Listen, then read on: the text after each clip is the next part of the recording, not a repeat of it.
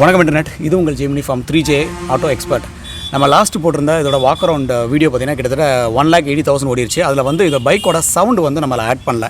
So நிறைய பேர் என்ன கேட்டிருந்தீங்கன்னா பைக்கோட சவுண்ட் எப்படி இருக்குது அப்படின்னு கேட்டிருந்தீங்க. ஸோ வண்டியை ஸ்டார்ட் பண்ணி காமிச்சிடுறேன், நீங்களே செக் பண்ணுங்கள். ஓகே, செல்ஃப் ஸ்டார்ட் கொடுத்துருக்காங்க. இப்போ எந்த ஒரு ஆக்சலரேஷனுமே நம்ம கொடுக்கல. இது வந்து ஜஸ்ட் ஐடிலிங் கண்டிஷன் தான். பாருங்கள்,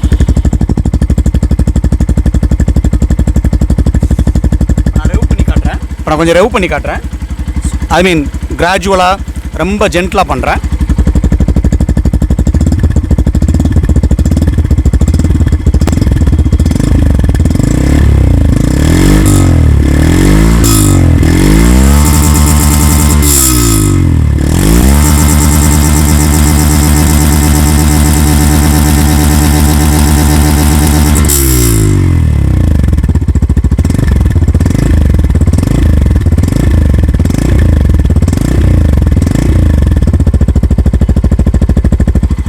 எப்படி இருக்குது